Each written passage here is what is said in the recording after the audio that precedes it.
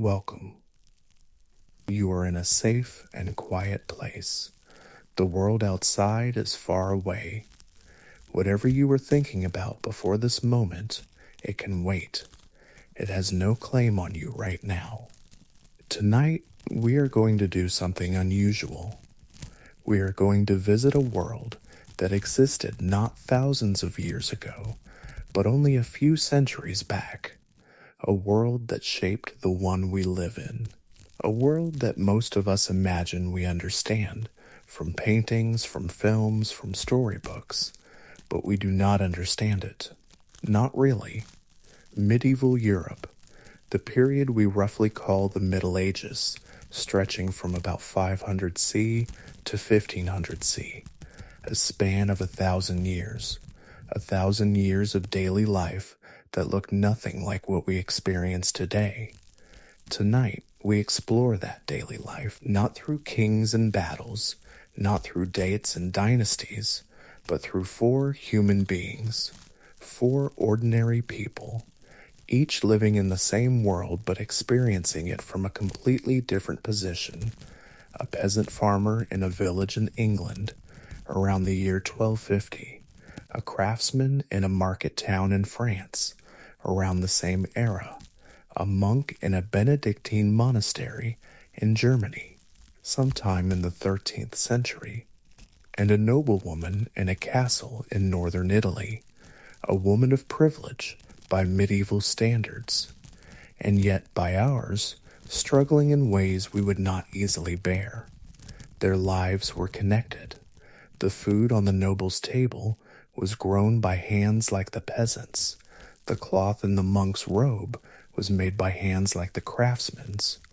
Everything was closer, more visible, more physical than what most of us encounter now. Let us go there. Slowly, without urgency. His name, for our purposes, is Thomas. He is 31 years old. He looks older. By our modern standards, he looks perhaps 45. His face is weathered from outdoor work in every season. His hands are rough and thick. His back aches every morning when he rises. It has ached since he was 22. Since an injury turning heavy clay soil in the south field. He does not think of his back as something that could be fixed. He thinks of it as a permanent fact. Like the cold. Like the dark. Thomas lives in a small village of perhaps 30 families. In the English Midlands, the village is called something like Weston, a name so common across medieval England that dozens of villages still share it today. His home is a longhouse, 1 room, approximately 8 meters long and 5 meters wide, a dirt floor, walls of wattle and daub, woven branches coated in a mixture of clay, straw, and animal dung, a thatched roof. Inside, Thomas, his wife Agnes, their 4 children. The eldest is 12 and works alongside Thomas in the fields. The youngest is 2 and has been ill with a cough for 3 weeks. At the far end of the longhouse, separated only by a low hurdle fence, 2 goats and a pig share the building. Their body heat helps warm the room in winter. Their smell is constant and unremarkable to Thomas. He has never known anything else. He wakes before the sun. Not because he wants to, but because the church bell rings before dawn, and because a farming day in medieval England is structured entirely around light. You work when you can see. You rest when you cannot. Thomas sits up on a rough wooden frame strung with rope. The mattress beneath him is a sack stuffed with dried straw and bracken fern. It is not comfortable. It has never been comfortable, but it is warmer than the floor. The room is dark. A small oil lamp, lit from embers kept in a clay pot overnight, casts a narrow circle of light. The smell of smoke is permanent. The walls are stained with it. Agnes is already awake. She is nursing the youngest. She will not sleep properly again until the child's cough improves, and she is not certain it will. What does Thomas eat for breakfast? Not much.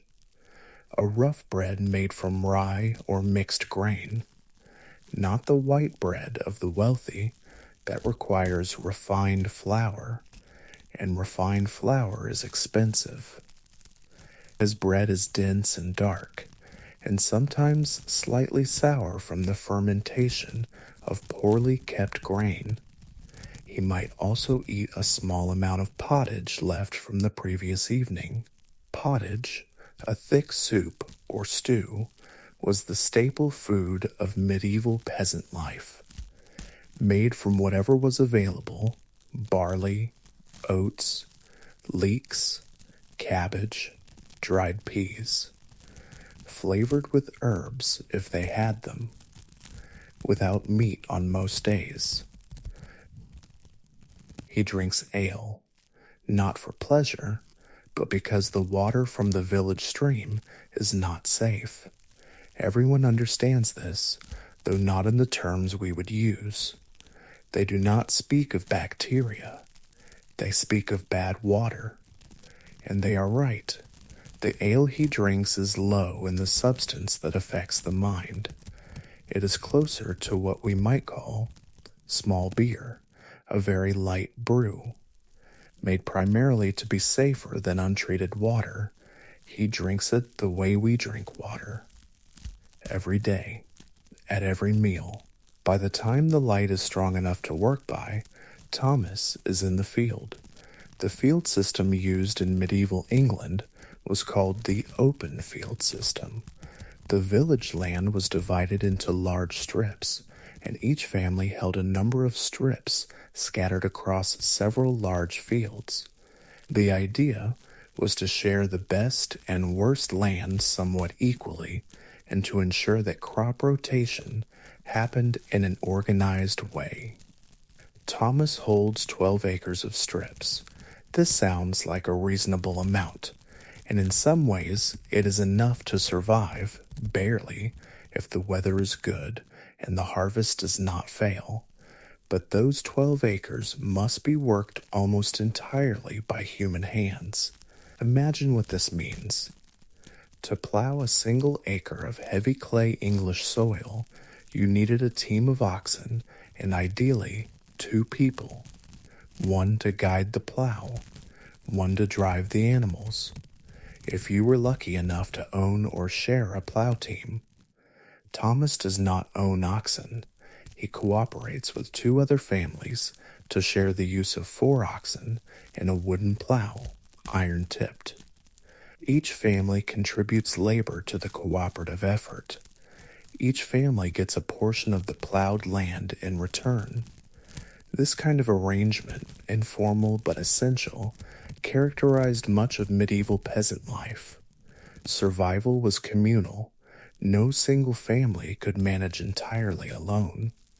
The work itself is relentless, plowing in early spring, sowing by hand, broadcast sowing, where seeds are thrown in an arc across the turned soil, weeding through summer, harvesting in August and September with scythes and sickles, stooping and cutting for 10 and 12 hours a day.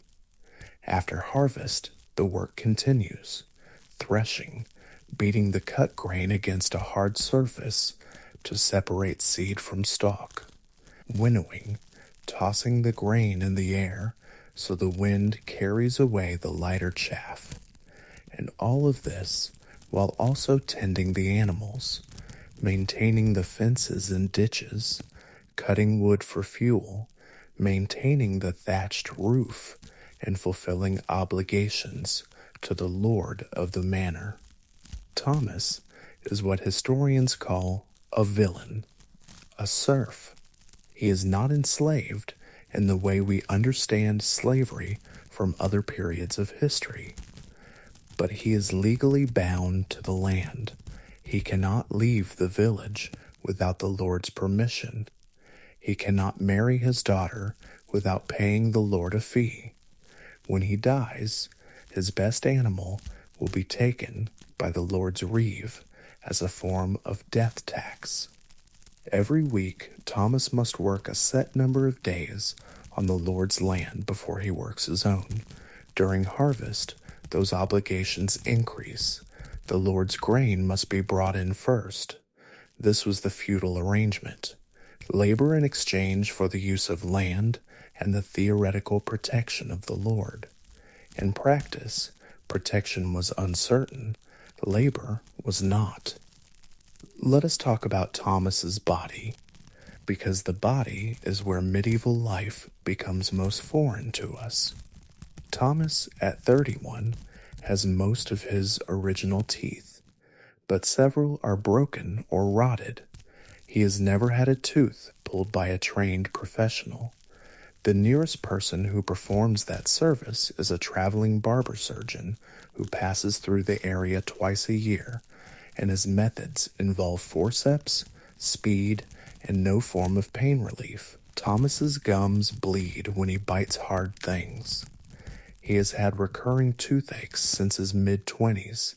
He manages them by avoiding using the affected side of his mouth. There is no alternative. His skin carries the record of his years. A scar on his right forearm from a scythe accident at 19. A patch of chronic redness on his hands from repeated exposure to cold water and rough material. In winter, his hands crack and bleed around the knuckles. He has had 2 bouts of fever severe enough to leave him bedridden for more than a week. He survived both. His brother did not survive a similar fever 12 years ago. His brother was 23. Thomas does not dwell on his brother's death in any way that we might call grief processing. He thinks of it as simply what happened. Death was not a distant concept in medieval life. It was close. It touched nearly everyone before they reached what we would consider middle age.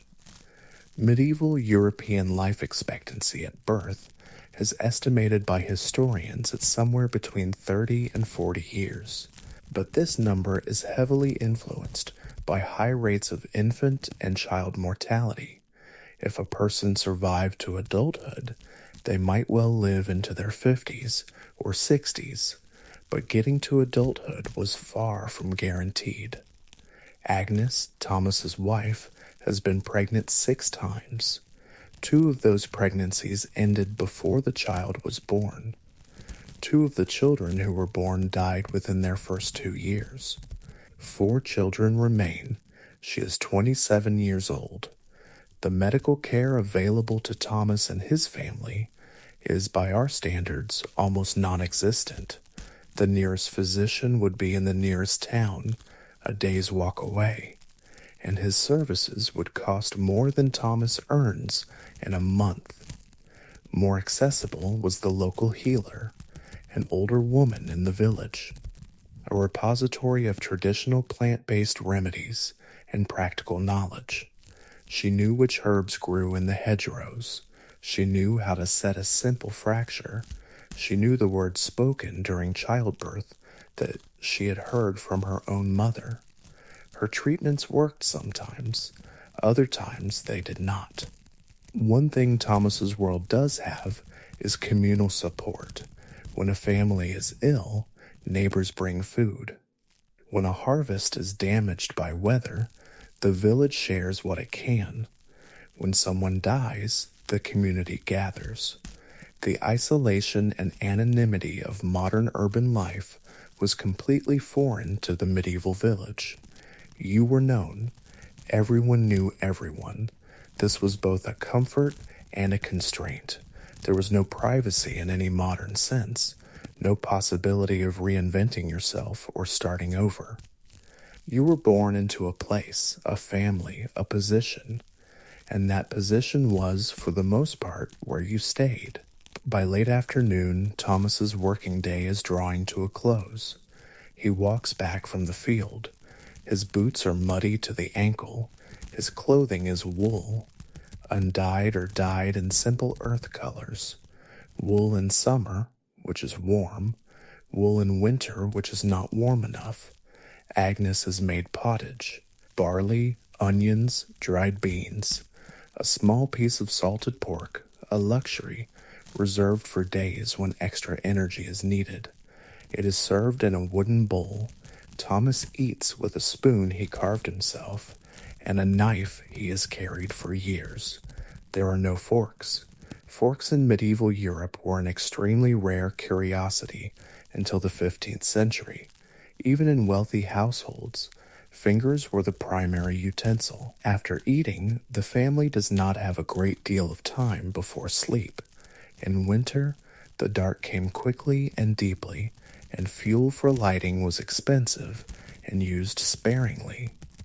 Thomas's world after dark was genuinely dark, not the dim darkness of a city at night, not even the modest darkness of a countryside house with curtains drawn.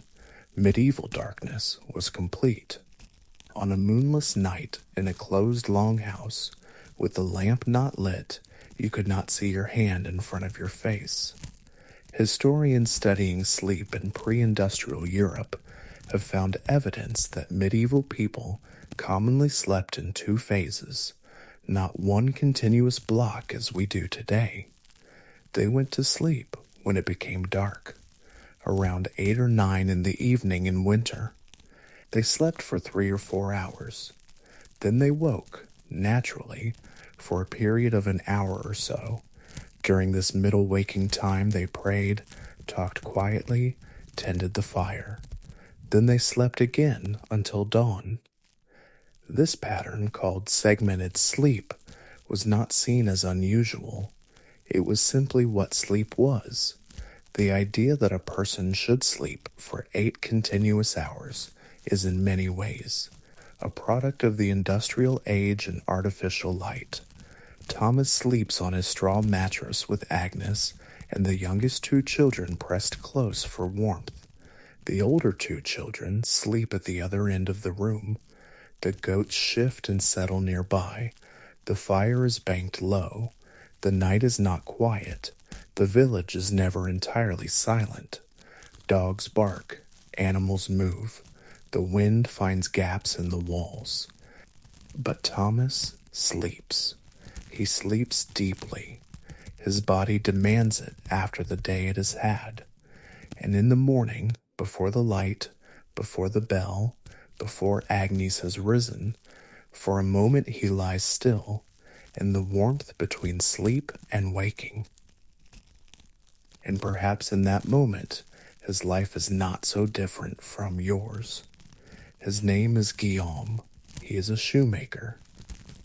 In the town of Troyes, a mid-sized market town in the Champagne region of what is now northeastern France, in the year 1270 approximately, Troyes was known in the medieval world for its trade fairs. Twice a year, merchants from across Europe came to buy and sell cloth, spice, metal goods, and leather. The town's name is the origin of the unit of weight we still call the Troy ounce, so central was Troyes to the weighing and trading of precious metals across medieval Europe. Guillaume is not a merchant. He is a craftsman, a maker of things with his hands. He lives in a house on a narrow street in the shoemaker's quarter of the town. Medieval towns, wherever they existed across Europe, tended to organize themselves by trade.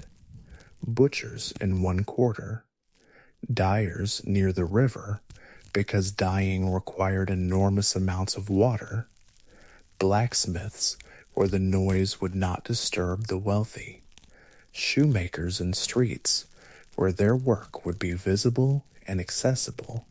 The streets themselves were narrow, paved in a prosperous town like Troyes with rough-cut stone, though the stone was often slick with the runoff of daily life. There were no street lights. There was no central sanitation system as we understand it. Guillaume's house is 2 stories. The ground floor is his workshop. The upper floor is where he and his family live. The workshop smells of leather, tanned hide, the glue made from animal hooves. It is a good smell to Guillaume. He has breathed it his entire working life. He learned his trade from his father. His father learned it from his own father. In medieval Europe, craft knowledge passed through families and through the guild system. The craft guilds of medieval Europe were among the most powerful social institutions in urban life. They regulated who could work a trade, what quality the work must meet, what prices could be charged, and who could teach the craft to apprentices. To become a master craftsman required years of training as an apprentice, then years more as a journeyman, traveling and working for wages in the shops of established masters. Then the production of a masterpiece, a work of exceptional craft submitted to the guild for evaluation. Guillaume completed this process at age 28. He is now 36. He employs 2 apprentices, both boys from village families who paid for the privilege of placement in his workshop. Guillaume's working day is long. In summer, he might work from sunrise to sunset, 12, 13, 14 hours. In winter, fewer, but cold hands cannot work leather with precision, and heating a workshop sufficiently was expensive. He works seated, on a low stool, bending over a wooden form shaped like a foot, around which he stretches and shapes leather. His back curves in a posture we would immediately recognize as causing long-term harm. He sits this way for most of the day. By his late 30s, most shoemakers of this era developed chronic back problems and problems with their eyes from working with fine detail in inadequate light. Town craftsmen existed in the middle of the medieval social hierarchy. They were not serfs. They were free. Legally, they could move, marry, and conduct business as they chose, within the regulations of the guild and the town. Their food reflected this somewhat higher status, wheat bread rather than rye, occasionally meat, more than the peasant, less than the noble. Fish on the many days the church required abstinence from meat, which, across the medieval calendar, amounted to roughly a third of the year. Spices, in a medieval town, were available but expensive. A pinch of pepper, or ginger in a dish, was a signal of modest prosperity. Cinnamon, cloves, nutmeg, these came from the Far East along trade routes that stretched thousands of miles and through dozens of hands, each adding to the price. The town water supply was a persistent problem. Medieval towns had wells. Some had conduits that brought water from a source outside the town walls. But the contamination of water sources was nearly inevitable as population density increased. People knew, intuitively and from experience, that certain water sources were dangerous. Guillaume's household drank ale every day. His wife Marguerite brewed it at home every week or 2. Brewing was a domestic task for most of the medieval period, managed by women in the household. In many medieval English towns, brewing for sale was a significant female occupation.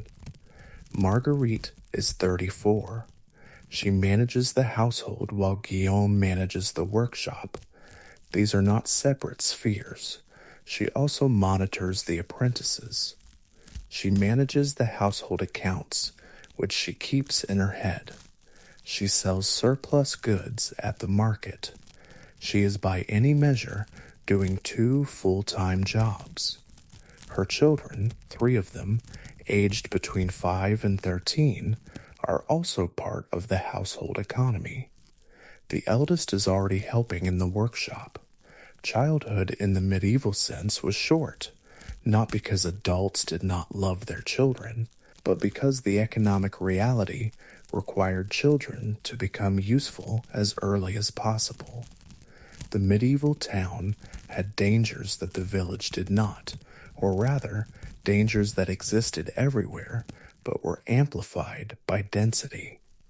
Disease spread more easily in towns than in scattered villages.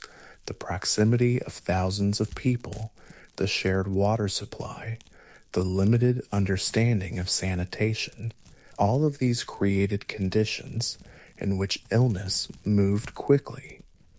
The 14th century would see one of the most catastrophic disease events in human history. The Plague. Called by later historians the Black Death, though people at the time used various names, often simply the Great Mortality. Between 1347 and 1353, the plague killed somewhere between 1/3 and 1/2 of Europe's total population. Some cities lost more than half their inhabitants. The demographic shock reshaped European society in ways that historians are still analyzing. Guillaume lives before this catastrophe. But disease was a constant even without the plague. Typhoid, dysentery, smallpox, influenza, tuberculosis, these cycled through medieval populations with regularity. The town also had fire. Medieval towns were built largely of wood, houses pressed close together. Workshops containing open flames were embedded throughout the residential fabric. Fire was one of the most feared disasters of medieval urban life. It could spread from a single hearth to engulf an entire street or quarter within hours. There was no fire brigade in any modern sense. The market day is the center of Guillaume's social week. Twice weekly, in Troyes, the market filled the central square. Farmers from surrounding villages brought their produce. Other craftsmen set out their wares. Traveling merchants arrived with goods from farther afield. The market was not only an economic event, it was a social one. This was where news traveled, where rumors spread, where information about weather, harvest, political events, and conflict passed from person to person. There were no newspapers, no postal system accessible to ordinary people. The market and the church were the primary forums of community information exchange. Guillaume could not read. He had no expectation of being able to read. Reading was for clerks and priests and the well-born. It was not part of his world. And yet his memory was extraordinary. He held in his mind the measurements of hundreds of foot shapes, the prices of leather grades going back 10 years, the names and family histories of everyone in his quarter, the details of transactions made years ago. Memory, before literacy is widespread, becomes something else, something richer, more practiced, more necessary. Guillaume's inner life, the life of his mind, his beliefs, his sense of meaning, was shaped almost entirely by the church. The church calendar organized his year. The church's teachings organized his understanding of the universe. Birth, marriage, illness, death, all were accompanied by religious ritual, not as an addition to life, but as the structure of it. He was a devout man, not in a particularly dramatic way. He said his prayers. He observed the fasts. He attended Mass. He gave what he could to the church and to the poor. He believed in the afterlife with the same certainty he believed in winter following autumn. It was not a hope or a comfort. It was simply a fact of the universe. This belief, this absolute, unquestioned framework of meaning gave the medieval person something that we, for all our material comfort, sometimes struggle to find. A sense that their life had a place in a larger story, that suffering had meaning, that their work, their patience, their goodness in small daily acts mattered in a way that would eventually be recognized. Brother Heinrich. He is 44 years old. He entered the Benedictine monastery at the age of 14. He has lived within these walls for 30 years. He does not find this remarkable. In the medieval world, men and women entered religious life in youth for many reasons: vocation, a genuine sense of calling, family arrangement, younger children in families where inheritance laws favored the eldest were often placed in monasteries or convents. Practical reasons: monastery life offered literacy, safety, food, and a structured community. The monastery is organized around the rule of Saint Benedict, the 6th century document that became the foundational guide for monastic life across much of medieval Europe. The rule specified everything: when to pray, when to work, when to eat, when to sleep, how to treat guests, how to select a leader, how to handle disputes within the community.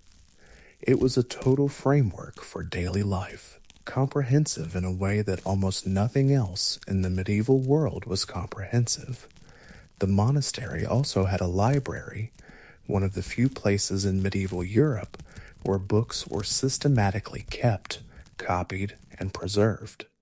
A scriptorium, where monks copied manuscripts by hand. A garden, formal and carefully tended. An infirmary, the closest thing most of the surrounding region had to a hospital. A guest house, where travelers were received. A school, where young boys were taught. Brother Heinrich oversees the copying of manuscripts. He reads more than almost anyone else in the region. The monastic day is organized around 8 canonical hours, 8 fixed times of prayer, spaced across the day and night. Matins, in the deep of the night, between 2 and 3 in the morning. Lauds at dawn, prime shortly after dawn, tertii mid-morning, sext at noon, none mid-afternoon, vespers at dusk, compline before sleep. Between these prayer times, monks worked. They ate twice a day in summer, once in winter. They slept in the dormitory, in a common room, on simple beds, fully clothed, so they could rise immediately for matins. Every day, without exception, every week, every year, for the entirety of their lives. This sounds monotonous, and in some ways it was designed to be. The genius of the rule of Saint Benedict was precisely in the monotony. By removing the necessity of making decisions about how to spend time, the monk was freed to use his mental and spiritual energy entirely on the work of the community and the work of prayer. There was no morning commute, no career anxiety, no competition for social status in the way that the outside world experienced it, no uncertainty about what would happen each day. The certainty was total, and for some temperaments, including apparently Brother Heinrich's, this certainty was not a prison, but a relief. But the physical reality of monastic life was harsh in its own ways. Rising at 2 in the morning every night for 50 years has consequences for the human body. The sleep disruption was cumulative. The diet was restricted. The rule of Saint Benedict prohibited the flesh of 4-legged animals except in cases of illness. Fish was permitted. Eggs, cheese, and vegetables were the primary foods. On fasting days, the restrictions tightened further. Brother Heinrich eats adequately, not luxuriously. The monastery gardens provide vegetables year-round. The monastery's lands provide grain. Its fish ponds provide fish. Its orchards provide fruit in season. He is, nutritionally, probably better off than Thomas the Peasant, but he is physically constrained in a different way. Years of sitting at a desk, bent over a manuscript in cold rooms, have left their mark. The cold. The cold of the medieval monastery is one of the features that virtually every historical account emphasizes. Stone buildings absorb and hold cold. They are difficult to heat effectively. The primary source of warmth was a central room called the calefactory, the warming room, where a fire was kept. Monks were allowed to use it at specified times. The church itself was not heated. Services held there in winter were conducted in temperatures close to freezing. The monks' breath was visible. Their hands, holding their psalters in the dark hours of matins, were frequently numb. Heinrich has learned to manage cold. He layers his clothing. He keeps his hands inside his sleeves when not actively writing. He has been cold every winter morning for 30 years. He expects to be cold for whatever winters remain to him. The work of the monastery was not only prayer. The Benedictine tradition held that work, ora et labora, pray and work, was itself a form of spiritual practice. And so the monks of a well-functioning medieval monastery accomplished things that the world owes an enormous debt to. They copied books. The survival of classical knowledge, Greek philosophy, Roman science, medical texts, legal codes, historical records, depended in very large part on the labor of medieval monastic scribes. Without the monasteries, the works of Aristotle, Cicero, Virgil, Galen, and hundreds of other ancient authors would have been lost in the fragmentation and turmoil of the early medieval centuries.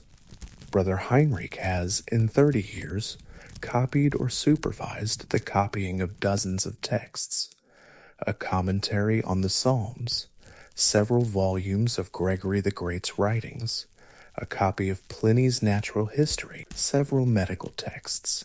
He works with a quill, usually a large wing feather of a goose, trimmed and cut to a specific point.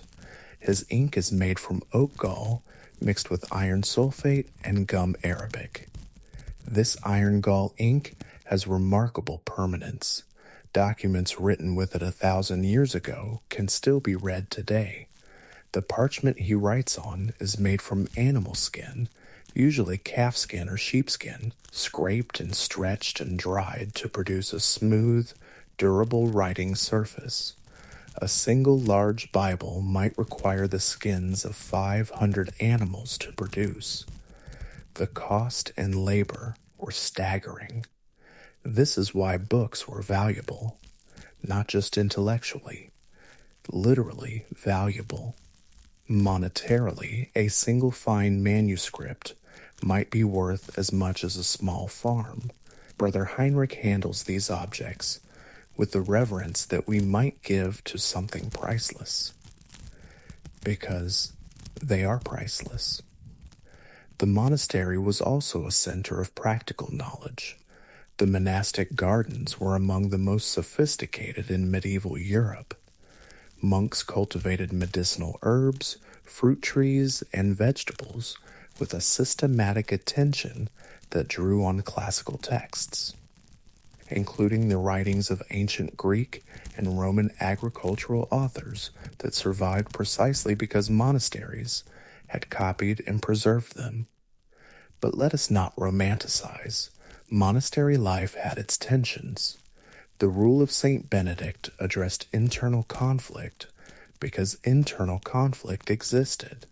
Monks were human beings. There were jealousies, frustrations, rivalries, and failures of discipline. Brother Heinrich, over 44 years, has known monks who left the monastery after years inside it. He has known monks who died bitter, who broke the rules of silence repeatedly, who struggled with loneliness in ways that the structured life could not fully address. He has had his own difficulties, years in which the prayers felt hollow, years in which the cold seemed personal rather than merely climatic, a period in his 30s of what we might now recognize as depression, then called acedia, a spiritual dryness, listed among the traditional obstacles to monastic life. He came through it. He does not know exactly how.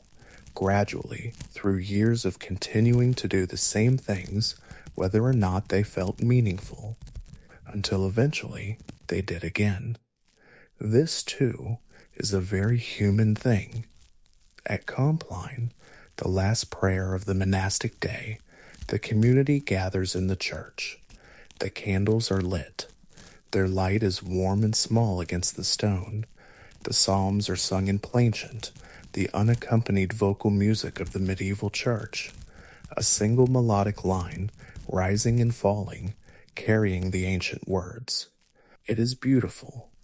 Whatever one may think of the institution, whatever criticism history has leveled at the medieval church and its many failures and contradictions, the plainchant of the evening office in a cold stone church by candlelight is beautiful. Brother Heinrich has heard it every day for 30 years. He still finds it so. After Compline, the monastery enters the great silence, no speaking until lauds at dawn. The monks file into the dormitory. They lie down in their clothes. The night is cold, and for a few hours, before Matins calls them back, there is quiet. Our last visit tonight takes us to a different kind of building, larger, colder even in its way, built not for prayer, but for power. A castle. Her name is Isabetta.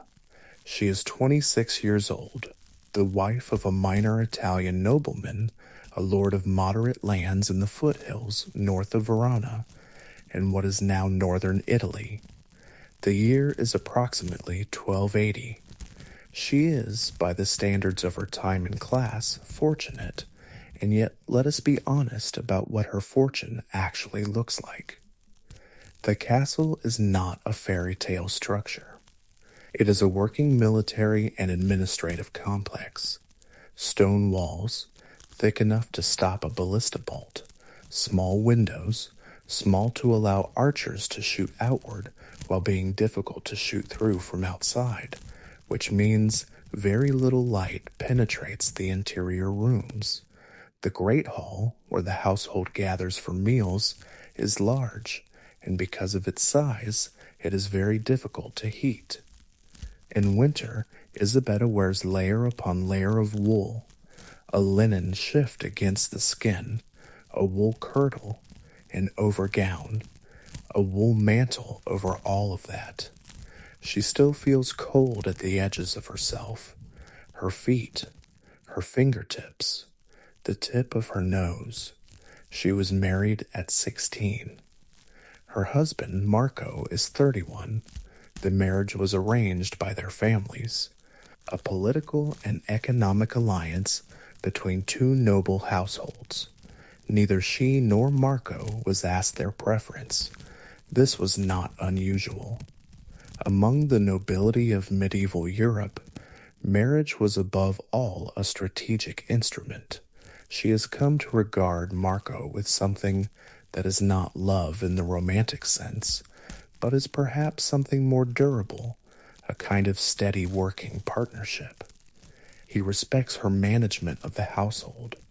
She respects his administration of the estate. She has had 3 children. The first died at age 1. The second, a son of 8, is the heir.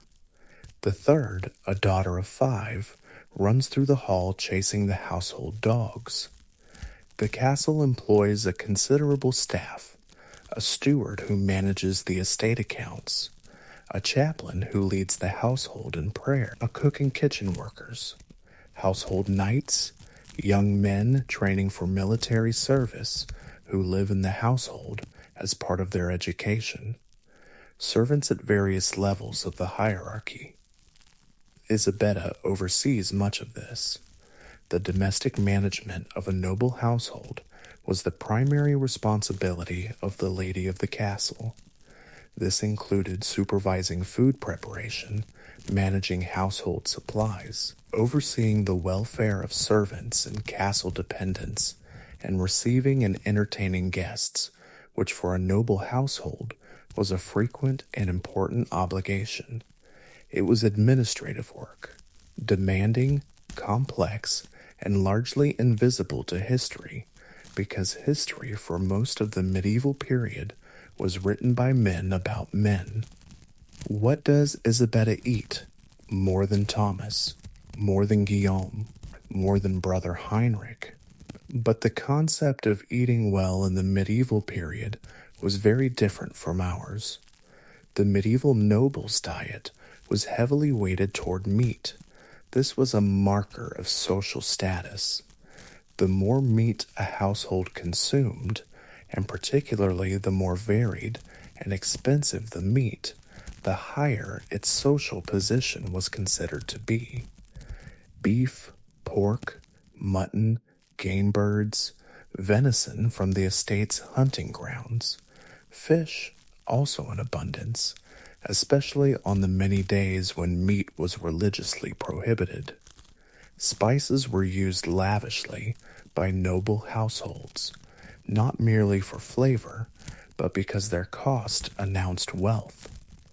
But this protein-heavy vegetable-light diet had consequences. Modern analysis of medieval skeletal remains from aristocratic burials shows high rates of conditions associated with rich diet and limited physical activity. Gout, the painful crystallization of uric acid in the joints, was strongly associated with noble life in medieval Europe. It was sometimes called the disease of kings. The irony of medieval social hierarchy expressed in disease. The rich suffered from too much, the poor from too little. Medical care for a noble household was better than what was available to Thomas or Guillaume, but better is a relative term. Isabella has access to a physician, not resident in the castle, but available in the nearest town, who can be summoned. This physician trained at a university, possibly Bologna or Padua, the leading medical schools of northern Italy. His medical theory is based primarily on the ancient Greek physician Galen, whose writings were preserved and transmitted through Arabic scholars before returning to European universities. The Galenic framework described health in terms of four humors: blood, phlegm, yellow bile, and black bile, and attributed illness to imbalances between them. Treatment typically involved adjusting diet, rest, and environment to rebalance the humors. Bloodletting, the removal of blood through cutting or through the application of leeches, was a common intervention for conditions believed to involve excess of blood. The physician who would visit Isabella was not a charlatan. He was a trained professional operating within the best theoretical framework available to him. He believed in what he was doing, and in many cases, for diagnosis of symptoms, for simple wound treatment, for herbal remedies, his care provided genuine benefit. It was the theory underlying the practice that was wrong, not the person. Isabella's own knowledge of medicine was not negligible. Noble women were expected to have practical medical knowledge, particularly for the treatment of household illnesses and injuries. She kept a store of herbal preparations. She knew how to treat wounds, how to manage fever in children, how to prepare the medicinal drinks that served as the first line of care for the household. She had learned from her mother, who had learned from hers. This informal medical knowledge, passing through the female line of households, was an essential parallel system to the formal, male-dominated, Latin language-learned medicine of the universities. What does Isabella know about the wider world? More than Thomas, more than Guillaume, somewhat more than Brother Heinrich, because noble households received travelers, ambassadors, and messengers, and the movement of political information was part of their function in society. She knows that there are ongoing conflicts between Italian city-states. She knows that the crusading era is winding down. She has heard from a traveling scholar her husband hosted about the writings of Thomas Aquinas, the Italian Dominican friar, whose synthesis of Aristotelian philosophy and Christian theology was reshaping intellectual life in the universities of Europe. She found the scholar's explanations interesting. She will not read Aquinas herself. Latin is not part of her education, but she has thought about what the scholar said. She thinks quite a lot. Not about the same things that would occupy a modern woman in her position. Her frame of reference is entirely medieval.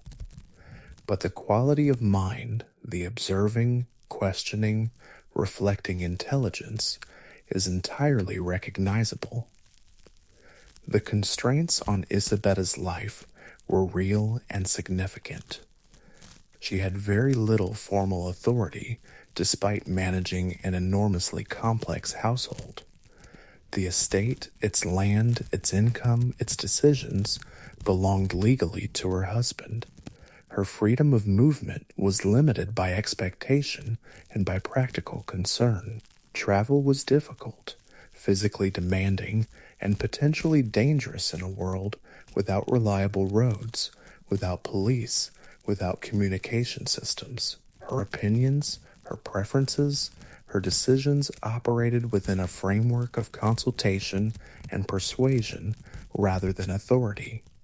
She influenced. She did not command. And yet, within these constraints, women like Isabella exercised real power. The management of a castle household was not a minor responsibility. It determined the health, nutrition, and welfare of dozens of people. It shaped the education of children, the maintenance of social relationships, the day-to-day functioning of what was, in practical terms, a small independent community.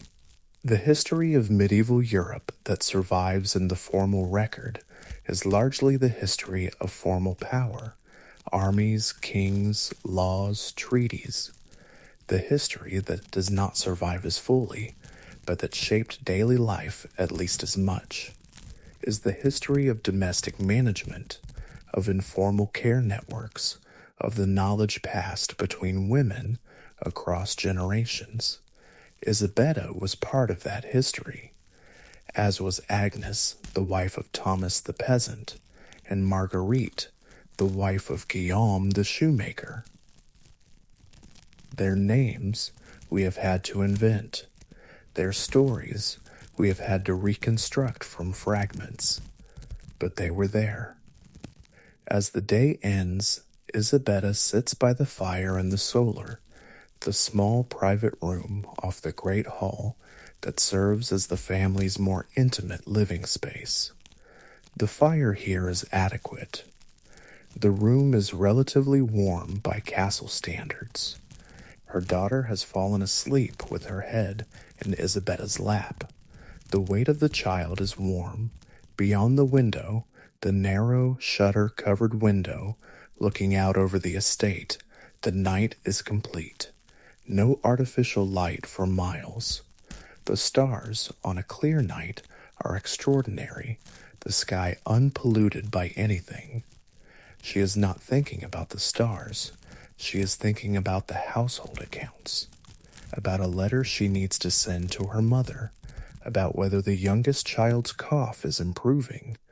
She is thinking, in other words, about exactly the things that people think about at the end of a long day in any century. We have spent time tonight with 4 people: a peasant, a craftsman, a monk, a noblewoman. 4 lives lived in the same world, at the same moment in history, each separated from the others by the rigid hierarchies of the medieval social order, and yet each entirely human, each waking in the dark with a body that ached, each feeding children, worrying about illness, navigating relationships, finding moments of meaning in work and faith and human connection, each doing the best they could with what the world they were born into had given them. We are not so different from them. The technologies have changed. The medical knowledge has changed. The freedoms we carry, the mobility, the literacy, the access to warmth and safe food and clean water are real, and they are not small.